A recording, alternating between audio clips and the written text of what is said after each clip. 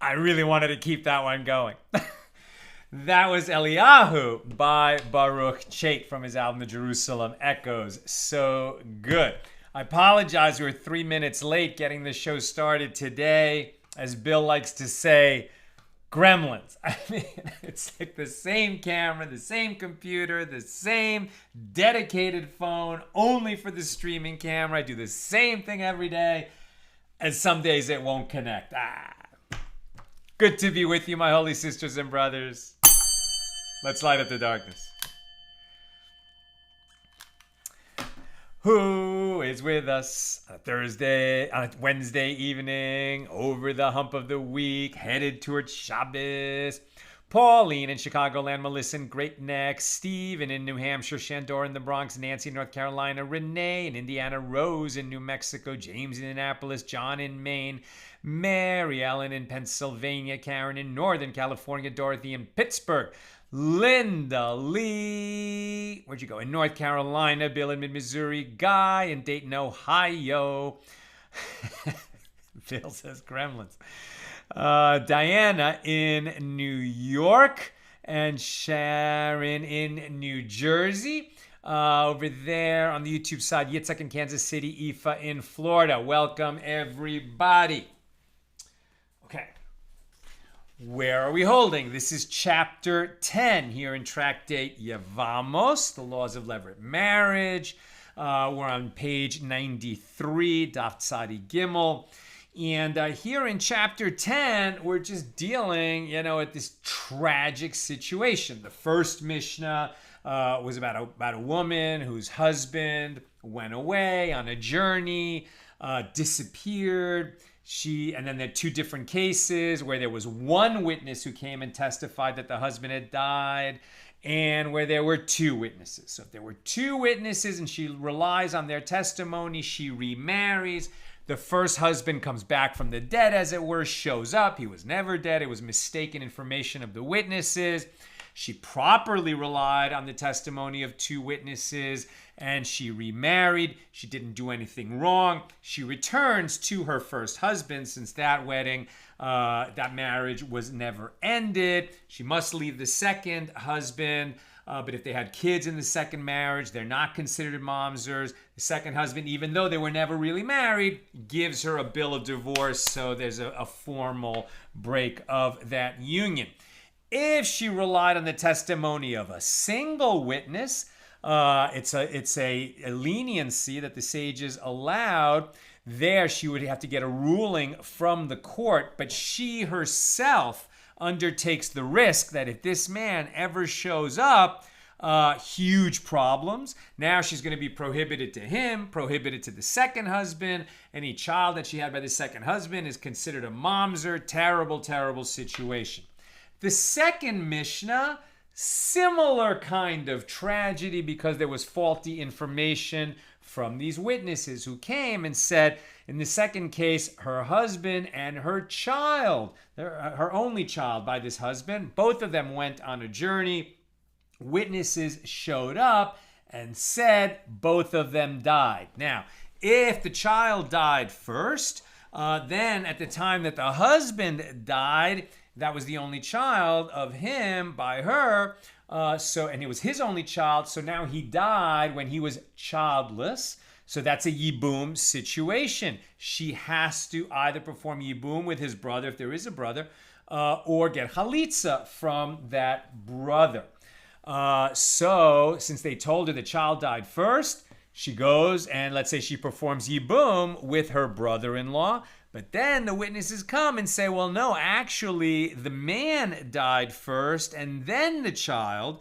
Okay, so at the time that the man died, he was not childless. Therefore, she is not permitted to marry her brother-in-law, and that marriage is illegitimate. And if she had a child with the brother, the child of that union is a mamzer. On the other hand, if they said to her, the man died first and then the child, so it was not a yibum situation. She relied on this testimony. She went off. She married just some other guy, started a new life with him, and then new witnesses show up and say, no, actually, the child died first. So that means she married this, new guy who is not related to the family without having received chalitza from her brother-in-law, assuming there was a brother in this situation. And that makes that union illegitimate. She's prohibited to him, has to leave him. If they had a child, that child is a mamzer. Tragic, tragic situation that came out of this misinformation reported by probably a single witness. If it's two witnesses, I'm not so sure about that. But at any rate, let's just assume that we're following the Mishnah as it was. This was Mishnah number 2. It said witnesses, so even though witnesses came and she relied properly on their testimony, nevertheless, the outcome is she's prohibited to the guy that she should not have married. All right, we pick this up now near the bottom of 92b. And the sages in the discussion on page 92 that we didn't get to yesterday because we covered the highlights of 4 pages, were examining this Mishnah. And they were talking, the third part of the Mishnah talks about, she heard that she's free. There is no yibum. That's the man died, then the child. And so she was betrothed to another man. And then the husband comes back. Right? And then at that, it was faulty information. The fact that she was only betrothed to the new guy is a blessing. Since she never slept with him, never consummated that union, she can return to her first husband. It's as if nothing happened. And even though, just to undo that betrothal, we make that, that new second almost husband. I mean, he's her husband because a betrothal is like a marriage. But since they never consummated it, he gives her a bill of divorce. But that bill of divorce doesn't make her a divorcee, and she remains qualified to marry a priest, which a divorced woman cannot do. So pursuant to that conversation, that discussion, we learned the sages are examining the opinion of Rabbi Akiva and whether a betrothal can actually take effect when in the underlying situation the woman is prohibited to betroth that person, right? So like in this case where she went and was betrothed to a man where she should have been betrothed, where she should have connected with her Yavam, or the husband came back and no betrothal was possible, is this betrothal meaningful or not? So as they discuss that, we learn the opinion of Rabbi Akiva. So when he said to her, they're talking about these conditional betrothals and other kinds of conditional arrangements. So Rabbi Akiva is discussing a conditional betrothal, which is like this. If this man says to her, the new husband, right, or the new, prospective husband, after your Yavam performs chalitza with you. So we don't even have to be in the situation of witnesses coming to report a husband that died overseas, right? But a man dies, right? And so this woman is now in a yibum situation where she either performs yibum or chalitza with her brother-in-law. And let's say she doesn't want to marry her brother-in-law. She wants to perform chalitza with him.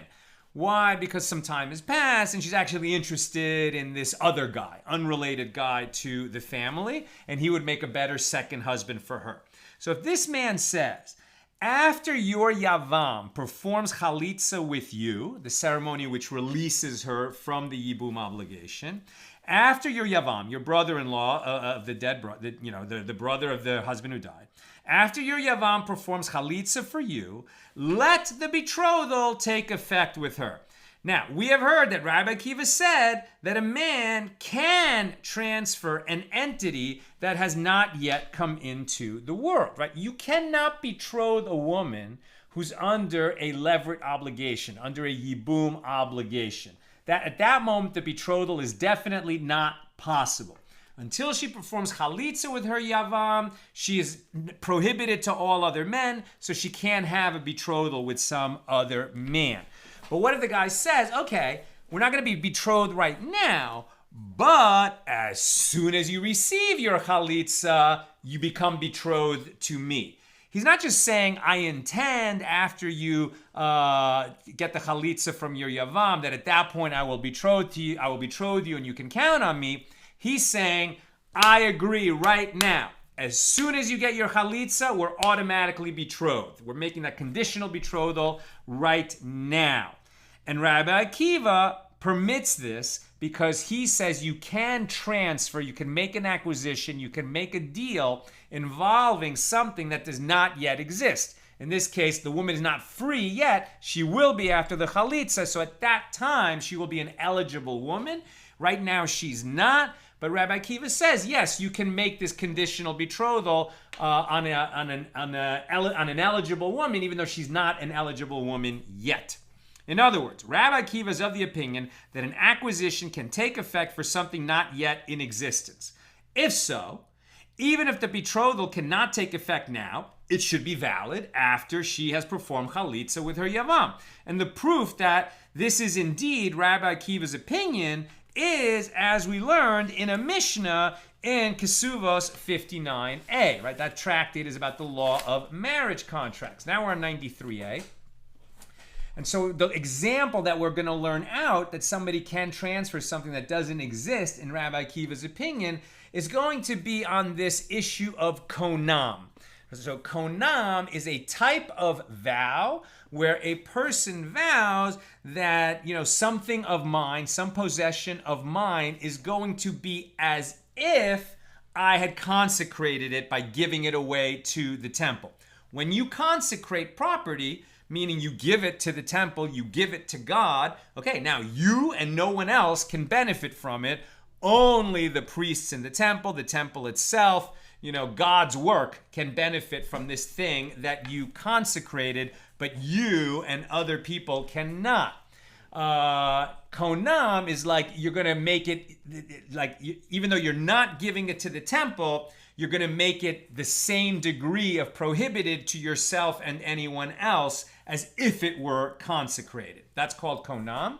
So if the wife said, konam, i.e., this is forbidden like consecrated property in reference to anything that I will prepare for your mouth.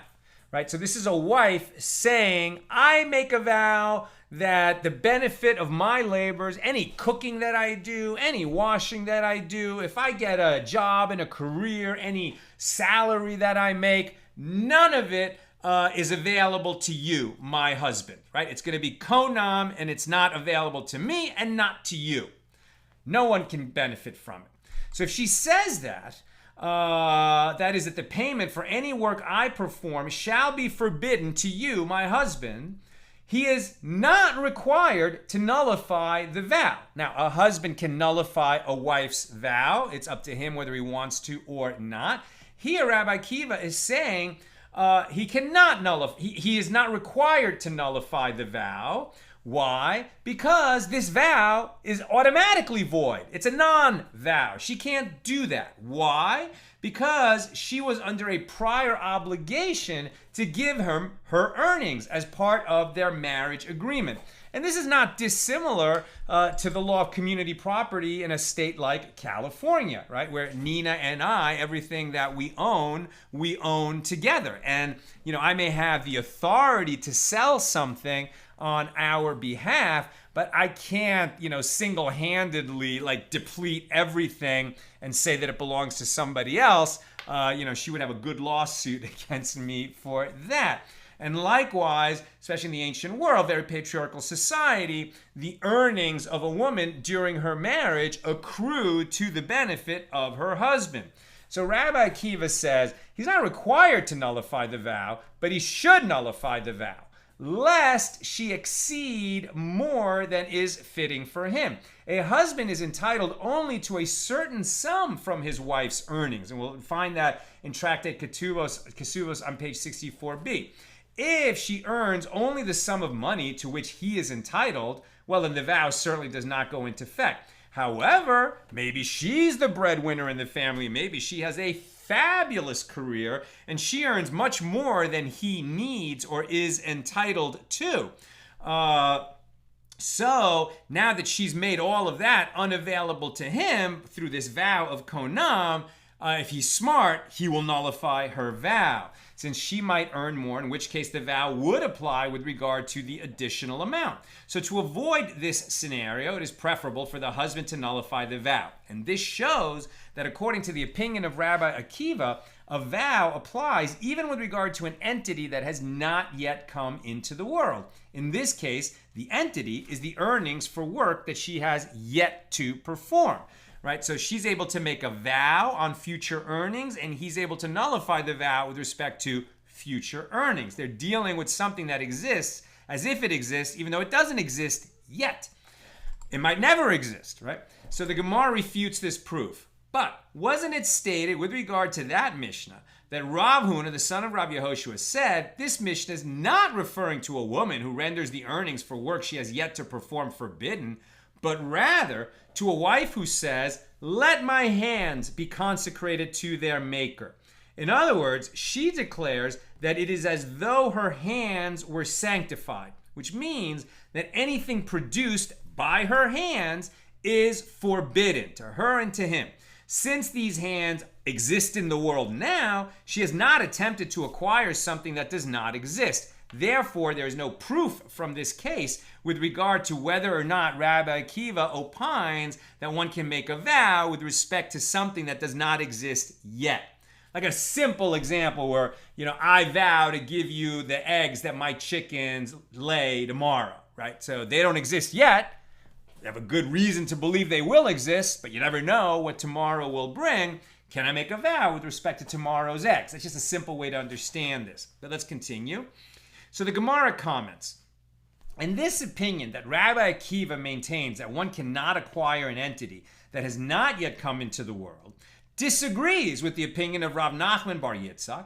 As Rav Nachman bar Yitzchak said, Rav Huna agrees with the opinion of Rav, and Rav agrees with the opinion of Rabbi Yanai, and Rabbi Yanai agrees with the opinion of Rabbi Chia, and Rabbi Chia with the opinion of Rabbi Yehuda Hanasi, and Rabbi with the opinion of Rabbi Meir, and Rabbi Meir with the opinion of Rabbi Eliezer ben Yaakov. And Rabbi Eliezer ben Yaakov agrees with the opinion of Rabbi Akiva, who said a person can transfer to another person an entity that has not yet come into the world. And this shows that Rabbi Akiva indeed maintains that one can acquire something that does not yet exist, and this nice chain of transmission through very prominent sages who all agree with each other and with Rabbi Akiva that this is the case.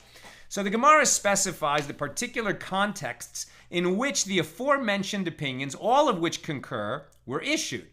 Rav Huna, what is the source for his ruling? As it was stated, with regard to one who sells the fruit of a palm tree to another before the fruit has grown, right? Very similar. Can I sell you the dates that will grow on this palm tree next year or next month?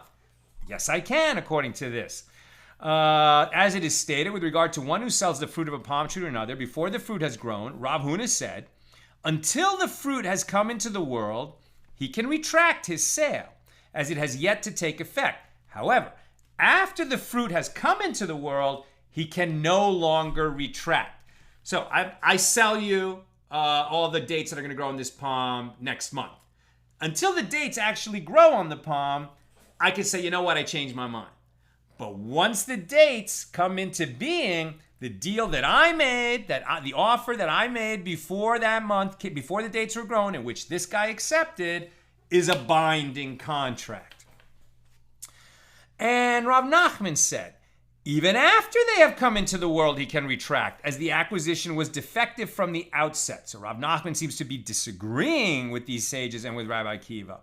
He maintains that one cannot transfer ownership of an entity that does not yet exist. Rav Nachman said, even so, I concede that if the buyer seizes the fruit and consumes it, relying on the offer that I made that he accepted, then the court does not remove them from him, because despite the faulty acquisition, he was promised a sale of fruit and he relied on it. So there we see sort of standard contract law that you learn in first year law school. What is a contract? Offer, acceptance, consideration. But under Jewish law, there's also this kinyan, right? The kinyan is that you have a symbolic pulling into your domain that symbolizes, yeah, the deal is ratified. In this case, when the guy actually pulls the dates into his realm. Now, the Gemara cites the proof that Rav also accepts the ruling that one can acquire an entity that does not yet exist. Right? Rav Huna, Rabbi Akiva, they're all going to agree. What does Rav say? As Rav Huna said, that Rav said, with regard to one who says to another, this field that I'm about to buy, when I buy it, it is acquired by you from now. So retroactively, when I buy it, it's going to be yours, and it's yours from this moment. Even though I won't have the field until in the future, when I get it, it automatically becomes yours, and it's as if it was yours from this moment. And in this situation, the addressee, the one who's given this offer, has acquired the field, despite the fact that it did not belong to the speaker at the time of his statement. Rabbi Yanai also agrees with the opinion of Rabbi Chia, as demonstrated by the following episode. Rabbi Yanai had a sharecropper working his land who would bring him a basket of fruit every Shabbos, every Erev Shabbos, right, on Friday before Shabbos. One day he was late and did not come. So Rabbi Yanai took tithe from the fruit in his house for the fruit that he expected to receive. He did this in case the fruit arrived near the beginning of Shabbos, as one may not tithe on Shabbos, and we may not eat untithed produce. And he wanted to make sure that this produce, if it showed up right before Shabbos, was going to be available for eating on Shabbos, and it wouldn't be if it hadn't been tithed. So what did he do? He took from some fruit that he had on hand, separated a tithe for it, in expectation of this regular delivery that was probably just delayed by a few hours from his sharecropper. However, Rabbi Yanai was uncertain whether it is indeed possible to separate tithes for an entity that has not yet reached one's possession. So he therefore came before Rabbi Chia to inquire whether his separation of tithes was effective. Rabbi Chia said to him, "You acted well, as it is taught in a Baraisa with regard to a verse that discusses tithes, and you shall eat before the Lord your God in order that you should learn to fear the Lord your God all the days." Deuteronomy 14:23. With regard to the emphasis of all, these are Shabbatot, right, Shabboses, and festivals. With regard to what law was this stated? If we say it was stated in regard to the issue of tithing and eating on Shabbos, well, then this law is redundant. So was a verse necessary to permit the prohibition against moving objects, which applies by rabbinic law? That's muktzah, right? You're not allowed to touch something that you're not allowed to use on Shabbos, right? That's the law of muktzah. If like a hammer, which is something that's used for construction type of work, which is prohibited on Shabbos. So then during Shabbos, that hammer is muktzah. You shouldn't even touch it. If it's sitting on your dining table and you need its place, so then you can move the hammer, but we pick it up in a weird way, like with our left hand between our thumb and our pinky to indicate that we know we shouldn't be touching the hammer. It's muktzah, but we're just moving it because we need the location where it was because we want to eat dinner there. But that whole system of law that we learned in Tractate Shabbos and Tractate Eruvin is rabbinic. That's a rabbinic decree. Muktzah is a rabbinic concept. Was a verse necessary to permit the prohibition against moving objects, which applies by rabbinic law? Since the prohibition against moving objects is from the sages, the Torah is certainly not referring to this particular law. Rather, is it not referring to a case like this of one who tithed an entity that was not yet in the world, and he did so in honor of Shabbos? Like, that's what Rabbi Yanai did. He wanted to make sure he had the best fruit available to eat during Shabbos. It was going to come a little too late to tithe it before Shabbos. If you didn't tithe it in advance, it would be untithed produce and therefore unavailable for eating on Shabbos. So he tithed for the fruit that hadn't come into his possession yet from some fruit that was lying around. Why did he do that? In honor of Shabbos. But Rabbi Yanai said to Rabbi Chia, "But they read before me in a dream." He's objecting to the... So Rabbi Chia gave him a ruling saying, "You came to me for a ruling. Did you do the correct thing?" And Rabbi Chia said, "You did the correct thing." And Rabbi Yanai says, "Okay, I'm glad you told me that, but I had a dream, and that's what's really making me nervous, that I think I did the wrong thing." What was his dream? They read before me in a dream these two words, bruised reed. What? Is it not the case that they said to me as follows? They're talking about a verse from 2nd Book of Kings 18:21. Behold, you trust upon the staff of this bruised reed. In other words, you rely on an unsubstantiated idea. It sounds good, seems like a good law. Now you've got support from another sage, but maybe all of you are wrong. And he was sort of given this in a kind of 1/60th form of prophecy, which is a dream. But it's disturbing him. This dream is disturbing him, that he seems to be relying on faulty logic, faulty interpretation of the law. Rabbi Chia said to him, no, the dream was referring to a different verse, one that deals with the coming of Mashiach, the Messiah. As they said to you like this, from the Isaiah 42:3, a bruised reed he shall not break, and the dimly burning wick he shall not quench. According to truth he shall bring forth justice. In other words, Rabbi Yanai acted correctly in accordance with the ways of truth. This exchange shows that both Rabbi Chia and Rabbi Yanai agree that an entity not in the world can be acquired, and perhaps, we're getting support from the prophet Isaiah as well. With regard to Rebbe, another one in that chain of transmission who all agree that you can transfer something that does not yet exist in the world, with regard to Rebbe, his opinion is as it is taught in a Baraisa. The verse states, you shall not deliver a slave to his master. That's Deuteronomy 23:16. And Rebbe says the verse is speaking of one who buys a slave on the condition to free him. This owner may not keep his acquisition as a slave. And the Gemara clarifies, what are the circumstances? What are we talking about here? Rav Nachman Bar Yitzchak said, it is referring to a case where one wrote to a slave in the document of acquisition from his previous owner, when I acquire you as a slave, you are acquired by yourself from now. In this case, the buyer transfers ownership of an entity not yet in the world, as the slave did not yet belong to him. Right? This is redeeming the captive. Right? If a Jew got captured and was enslaved, another Jew is going to come along, purchase him so that he can give him his freedom.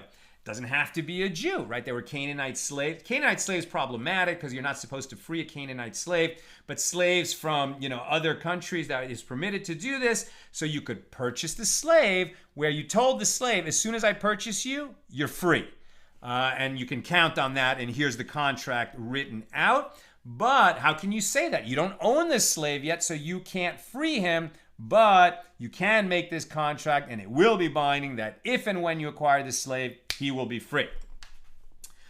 Rabbi Meir also says you can acquire something not yet in this world. How? And by the way, we're on 93b, a few paragraphs into it. Rabbi Meir, his opinion is as we learned in a Mishna in Bava Metzia, page 16b.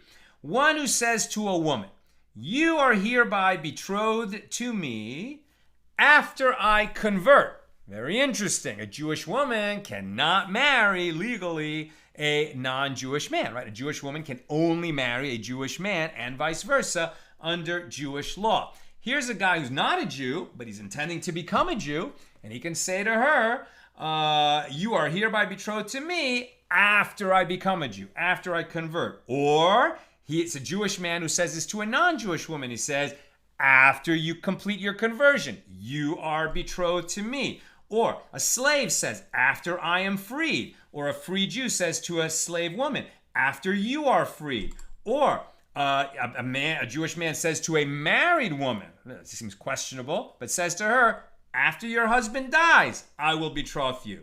Or after your sister dies, or after your Yevamos performs chalitza with you. In all these cases, she is not betrothed, but Rabbi Meir says she is betrothed, as the acquisition of a betrothal applies even to an entity not yet in the world. In this case, a woman who is not available for betrothal, you can still betroth her on the condition that she becomes available for betrothal.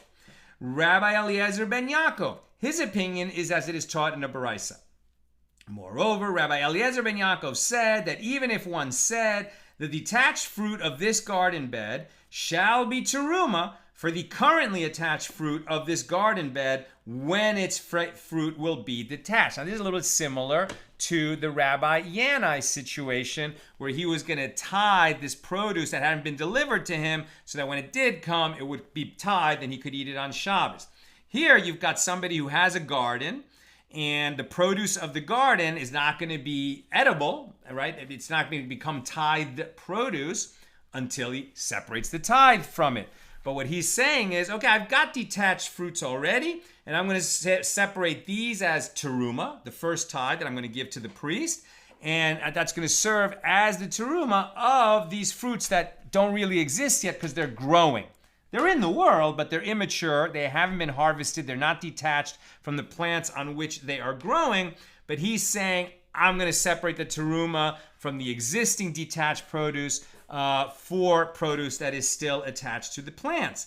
And who says this? Rabbi Eliezer ben Yaakov said that even if one said this, or if the person said, the attached fruit of the garden bed shall be teruma for the currently detached fruit of the garden bed, when the fruit reach a third of their growth, i.e. a third of their ripeness, and are detached, and if they actually reached a third and were detached, then his words are upheld and the teruma takes effect, despite the fact that the stipulation was issued before the attached fruit had ripened and before the obligation of teruma applied to detached fruit.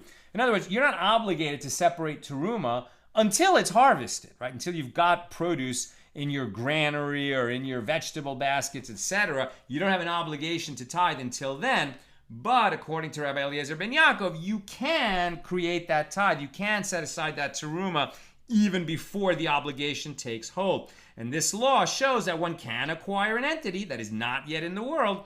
In this case, he acquires the fruit by applying the sanctity of teruma to it. Rabbi Kiva, his opinion is, as we learned in the aforementioned Mishnah, that if a wife says konam, that I will prepare for your mouth, the husband is not required to nullify the vow. Rabbi Kiva says he should nullify the vow, lest she exceed more than is fitting for him, as he maintains that the vow applies even to entities not yet in the world. New subject. They raised a dilemma before Rav Sheshes.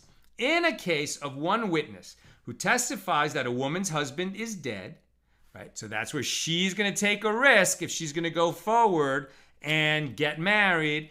If they had a child, or there is no brother-in-law, then she can go marry, whoever she wants. But if it's on the testimony of one witness and the husband turns out not to be dead and shows up, she's got a world of trouble. Okay, so we're in the case of one witness who testifies that a woman's husband is dead.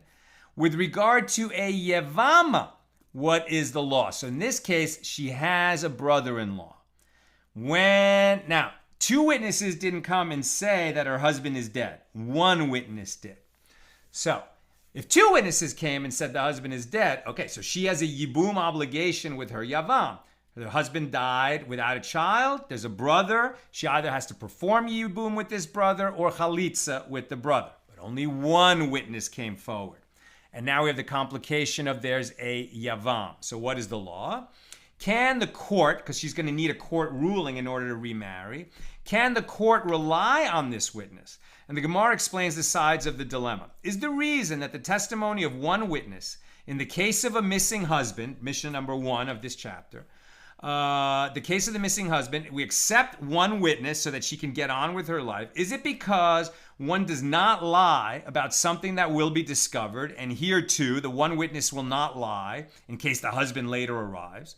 Or perhaps the reason for the eligibility of one witness in this case is because the woman herself is exacting in her investigation before she marries again. We know she's undertaking a huge risk that the husband will show up again and her second marriage will be invalidated, and she has a child by that man, it'll be a mamzer. So she's going to be careful before she goes ahead and remarries based on the testimony of one witness. But here, maybe she will not be as exacting because the Yavam is somebody that is known to her and she might have feelings for the husband's brother, and she won't be as careful to fully investigate like she should. But here, since she loves the Yavam, as she already knew him beforehand, she is not as exacting in her investigation before she marries again. So maybe we should distinguish the case of relying on one witness for a missing husband if there's a yavam in the situation versus if there's not a yavam. So Rav Sheshes said to him, you learn the answer to this question in the Mishnah. This Mishnah, Mishnah number 2. If they said to her, your child died, and afterward your husband died, so that would be a yibum situation, and she entered into yibum, into levirate marriage with her brother-in-law, and afterward they said to her that the matters were reversed, and so she must leave her husband, and the child, the first child and the last one, are each a mamzer. So Rav Sheshes analyzes this case. What are the circumstances? If we say they are 2 and 2, i.e. 2 witnesses came first and said, first the child died, or first the man died and then the child died, and then 2 more witnesses came who claimed the reverse. What did you see to make you rely on these second witnesses when you can equally rely on the first pair? The first witnesses do not lose their credibility merely due to the testimony of the second pair, so why should she have to leave the yavam? And furthermore, why should the child be a definite mamzer? At worst, he is an individual whose status as a mamzer is uncertain, as there are 2 conflicting sets of testimonies. And if you would say that the Tana of the Mishnah was not precise in his failure to distinguish between a definite mamzer and an uncertain mamzer, but from the fact that it teaches in the latter clause of the Mishnah, the first is a mamzer and the last is not a mamzer, one can learn from here that the Mishnah was taught specifically in this manner, i.e., that the mamzer the Tana referred to is a definite mamzer. I'm just about done. If you got any questions or comments, get them in. Rather, isn't it correct to conclude from here that only one witness testified at first, and the reason the law is that 2 people came and contradicted the single witness? Now their testimony will override the single witness, as a testimony of 2 witnesses certainly overrules that of a single witness. It may be inferred from this that if it were not so, the lone witness is deemed credible. And this shows that the court will accept the testimony of one witness, even to allow a woman to enter into yibum. And we don't make a distinction if there is a yavam in the situation, whether or not we can rely on the testimony of a single witness with a court ruling to permit her to remarry. Okay, let's check comments or questions. On Yevamos, page Tzadi Gimel, Daf Tzadi Gimel, page 93. Bill, so would it be acceptable for a woman whose child and husband both died abroad, even if the initial report is that the husband died first, to get halitza from her brother-in-law, not yibum, as a way to cover all bases? I love it. They haven't said that, but that's a great idea, right? Because if in fact the husband died first, so he was not childless, so then this chalitza ceremony would be meaningless, but it wouldn't hurt her. And in case it turns out that the child died first, then she's covered by that chalitza. You could ask, would that meaningless chalitza disqualify her from marrying a priest? Because it might be a valid chalitza, probably a priest wouldn't marry her because she's a possible chalitza. But, that's the least of her problems. It's a tiny minority of Jewish men who are priests. And at least that way, she is certainly free to marry any other Jewish man. I think it's a great idea. I can't think offhand of any reason that they wouldn't do it. Sharon, I am struggling with the person who is childless if the child was born and living, but who predeceased his father. I understand that the frame of reference is inheritance, but a person is not childless because their child lived and died. They are bereft, but not childless. Yeah, it's funny. Like, I thought, when we were talking about just the standard laws of yibum, it's funny, like you're saying this, because when I was reading this, I was like, but wasn't it the case that if he ever had a child, even if the child didn't survive, that it's not a yibum situation? But, the law here seems to make it pretty clear that no, if the child was born but didn't survive, and it doesn't say, was it, was it less than 30 days and therefore not considered a viable child if it died at all? So then the father, that man was left without an heir, which is like, as you rightly say, this is really related to the law of inheritance. So then it's a yibum situation. That's what it seems to be. And right, Renee says no living heir is a more accurate way to describe what triggers yibum. Very good.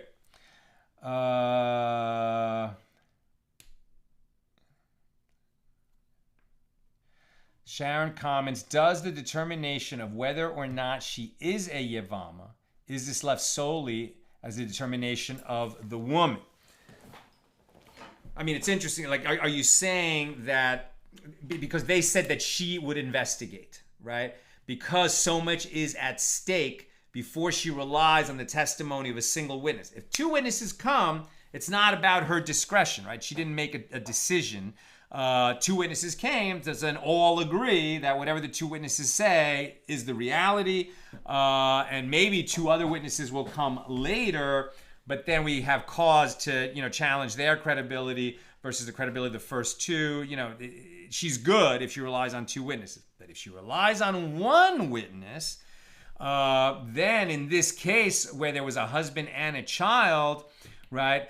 And what if the witness said they're both dead and I don't know who died first, right? Is she a Yevama? She cannot be sure. And then like Bill's sort of safeguard would seem like a really good idea. Get the chalitza in case it's needed, so you're covered. And if you don't need it, it didn't matter anyway.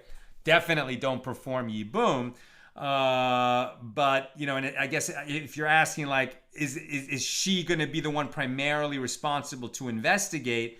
Yeah, because she has the most to gain or lose by having faulty information, and the court is not going to be on the hook. She is, right? As we've learned. Okay, that's what I've got for us today. With God's help, we'll be together again tomorrow, Thursday, the regular time, 6 p.m. Pacific, for Daf Tzadi Daled, page 94, here in Tractate Yevamos, and we'll get into the third Mishnah of chapter 10, with God's help.